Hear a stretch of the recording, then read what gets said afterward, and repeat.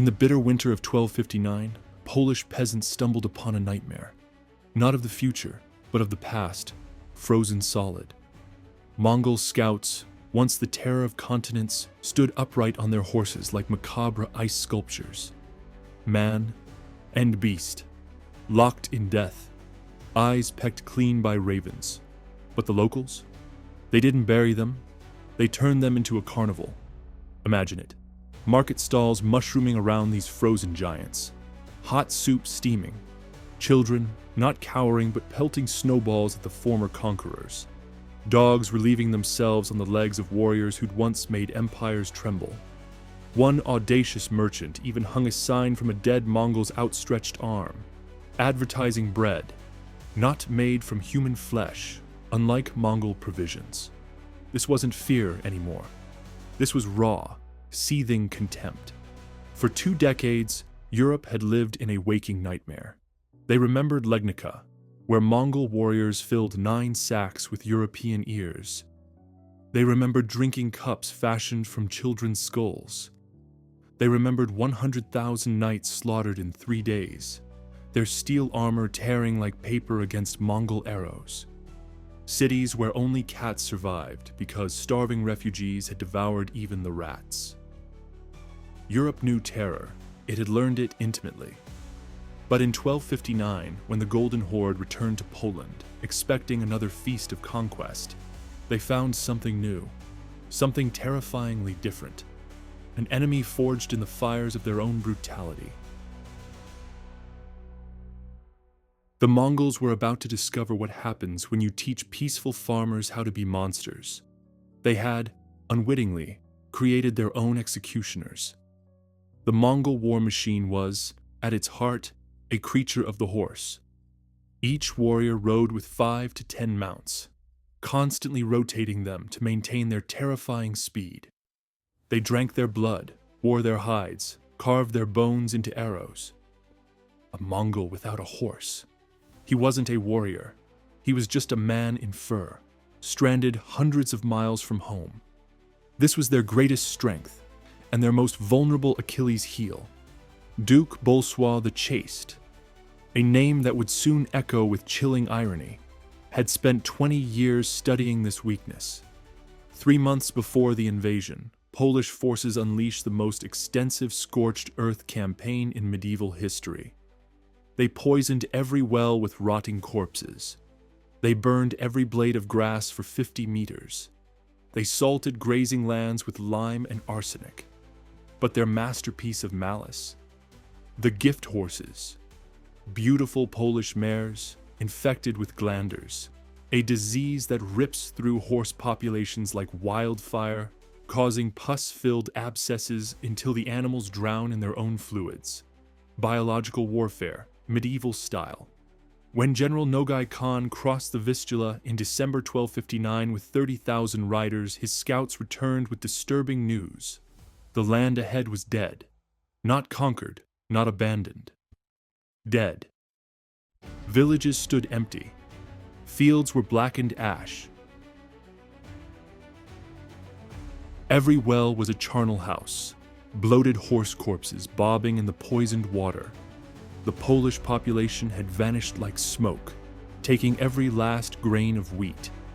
They'd even dug up their graveyards, denying the Mongols even the calcium of ancient bones. By the 2nd week, the gift horses began their gruesome work. Mongol mounts coughed blood, their necks swelling with burst abscesses, spreading infection through their ranks. Unaware of disease transmission, the Mongols moved sick animals to the rear, ensuring the plague devoured their entire herd. Within 3 weeks, hundreds of horses died daily, leaving a trail of festering corpses that wolves followed like a moving feast. Then, the ghosts arrived. Duke Bolesław hadn't recruited knights. He'd enlisted peasants, men who knew every forest path, who could move like specters in the winter snow.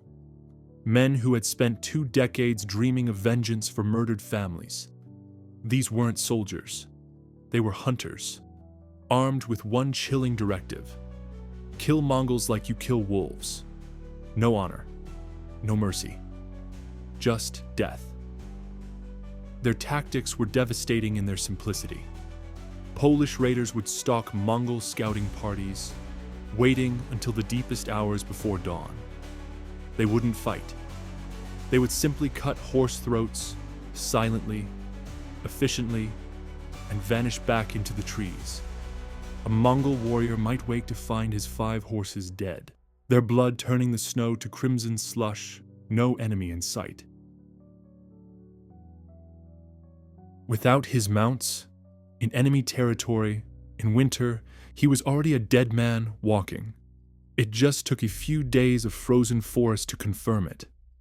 One unit of 500 men woke to find every single horse's throat cut, arranged in a grotesque circle around their camp. Done so silently, even the sentries noticed nothing. The message was clear. We can kill you whenever we want. The psychological impact was annihilating. Warriors who had conquered half the world were now afraid to sleep. Mongols traveled light, depending on raid and forage. So the Poles began leaving abandoned caches, barrels of mead, sacks of grain, preserved meats, all laced with hemlock and wolfsbane. Not enough to kill instantly, but enough to cause agonizing stomach cramps and bloody diarrhea. One Mongol captain, Badar, wrote to Nogai Khan, "The enemy is nowhere and everywhere. We conquer empty villages and rule over ghosts. My men, excrement, blood, and sea demons.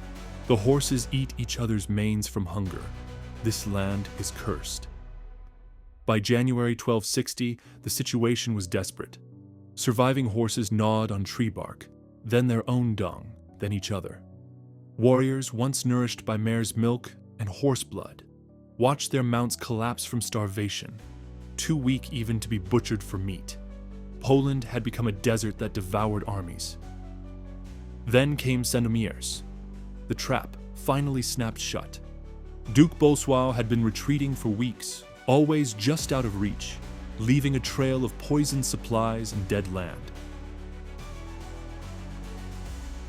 The Mongols, now perhaps 15,000 strong from their original 30,000, pursued him towards Sandomierz on the Vistula. They thought they had him cornered. They were wrong. The Duke had spent 2 months preparing a killing field specifically designed for Mongols. The Battle of Sandomierz was not a battle. It was a slaughter wearing the mask of one. The Mongols approached, seeing the Polish army in traditional formation. Knights, infantry, banners flying. It looked like the European battles they'd crushed 100 times. Nogai Khan ordered traditional tactics, a feigned retreat to draw the knights out, then a devastating arrow shower. But when the Mongol light cavalry performed their feigned retreat, something unprecedented happened. The Polish knights didn't follow. They simply stood, shields up, waiting. The Mongols wheeled around for their arrow assault and discovered why. Their horses, already weakened, couldn't gallop. Deep trenches, hidden under a thin layer of snow and branches, swallowed them. Horses broke legs by the dozens, throwing riders into concealed pits filled with sharpened stakes smeared with human feces, ensuring any wound became septic. The trap was perfect, countering every Mongol advantage. As Mongol cavalry floundered, Polish crossbowmen emerged from concealed positions. They weren't aiming at warriors. They shot the horses. Every single horse, methodically, efficiently, like farmers culling diseased cattle.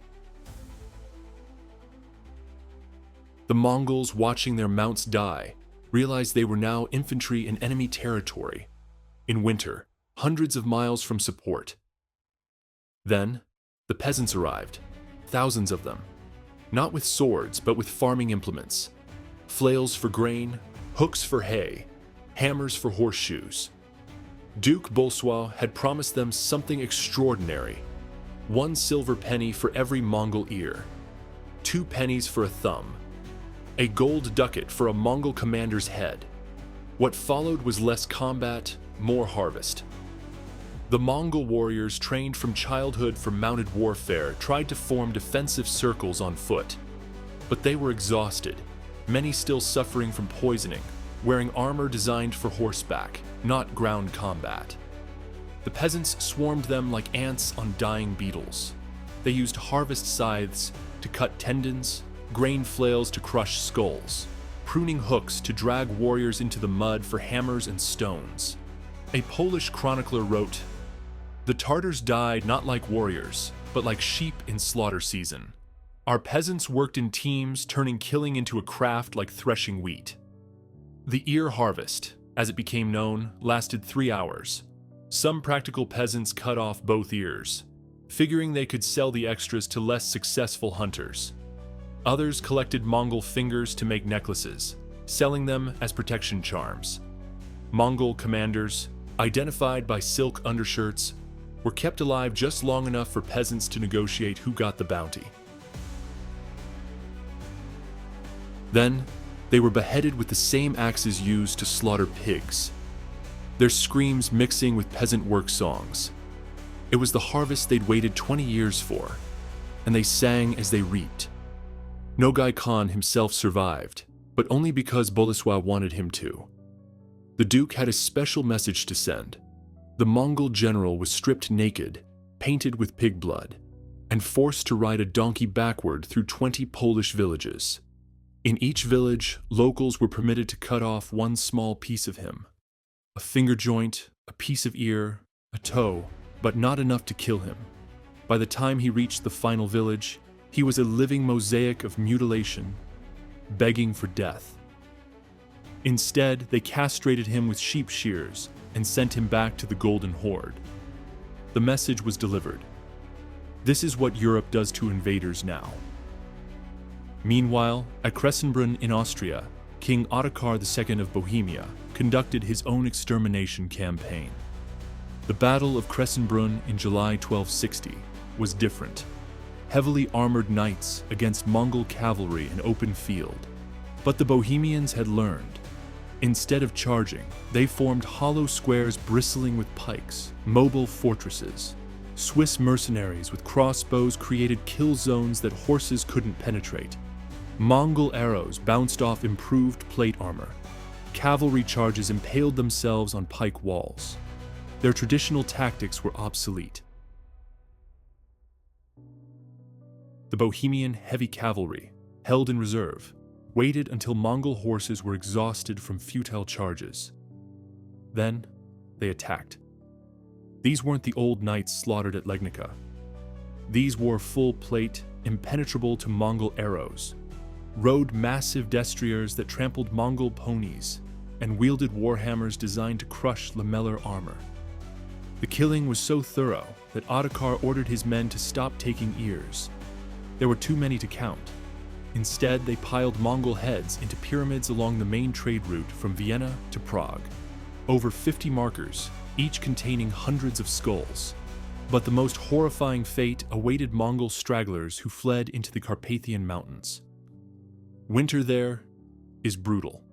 The 3,000 survivors found themselves trapped. No food, no horses, temperatures dropping to -30 degrees Celsius. Polish and Hungarian mountain villages had been warned. They blocked passes with fallen trees, destroyed bridges, and waited. Starvation in mountains follows a predictable pattern. First, the leather. Belts, boots, saddles. Then frozen horse carcasses. Then bark, pine needles. Finally, by week 4, each other. A Hungarian patrol found a Mongol camp where the occupants had clearly turned to cannibalism. Bodies were butchered with the same precision Mongols used on sheep. Major muscle groups removed, bones cracked for marrow, even skin cooked into crackling.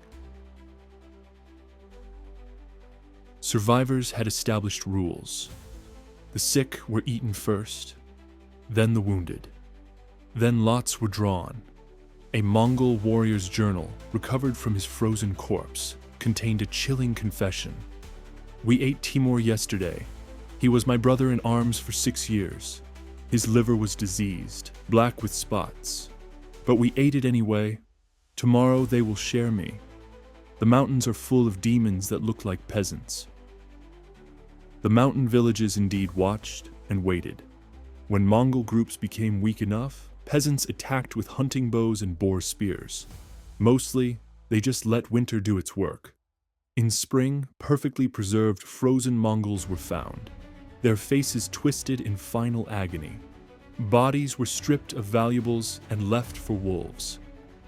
Some villages developed a gruesome economy around Mongol corpses, harvesting tendons for bowstrings, hair for brushes, and skulls for drinking cups.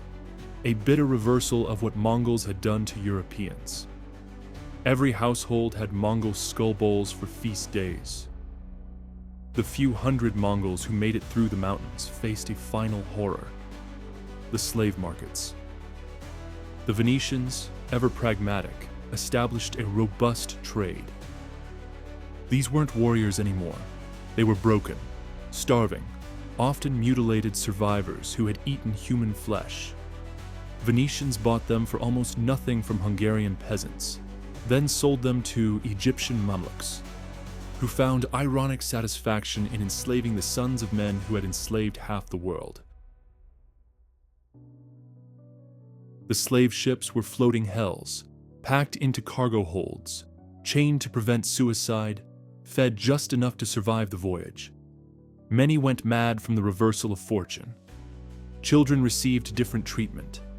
Mongol boys under 10 were castrated and sold as eunuchs to guard harems. The survival rate from crude castration was perhaps 1 in 3. Survivors were trained to forget they were ever Mongol, raised to serve the very civilizations their fathers had tried to destroy. Mongol girls were sold to brothels across the Mediterranean, marketed specifically as daughters of the conquerors, for clients who took sadistic pleasure in dominating the offspring of feared warriors. Venetian merchant Marco Sanudo recorded, "The Tartars make poor slaves. They refuse to work. They attack their overseers with their teeth like wild dogs, and many hang themselves with their own chains." Back in Poland, Duke Bolesław ordered a monument built from Mongol bones. At Sandomierz, Polish peasants constructed a church. Its foundation mortar was mixed with ground Mongol bones. Its walls were decorated with Mongol skulls arranged in crosses. Its altar was made from the single stone where Nogai Khan had been castrated. They called it the Church of Divine Vengeance. It stood for 200 years, until embarrassed church officials, deeming it unchristian, destroyed it. The immediate military impact was decisive. The Mongol invasion force of 30,000 had been essentially exterminated. Perhaps 500, many missing ears, fingers, or other parts, made it back to the Golden Horde, telling tales of poisoned earth and enemies who fought without honor. But Europe wasn't done teaching lessons. News of the victories triggered what historians call the Mongol Hunt of 1261-1263. Suddenly, every minor lord wanted Mongol heads for their castle walls.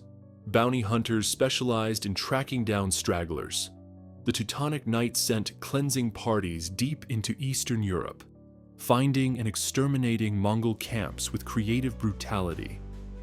They would capture scouts, force them to reveal camp locations, then use them as living torches, covering them in pitch and setting them ablaze before sending them running back into their own camps.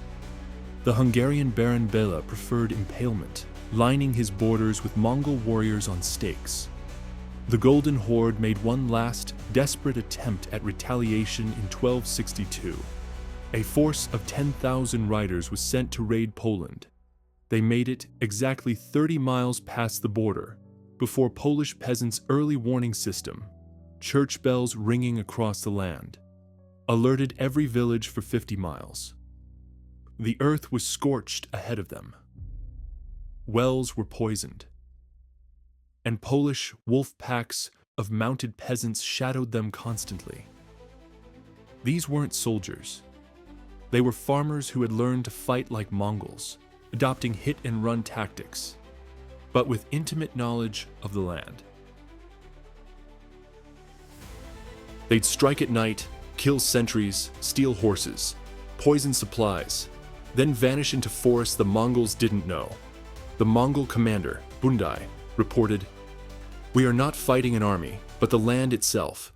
Every tree hides an archer. Every stream is poisoned. Every village is empty but watching. My men are afraid to sleep, afraid to eat, afraid to drink water. This is not war. It is being slowly digested by a hostile country.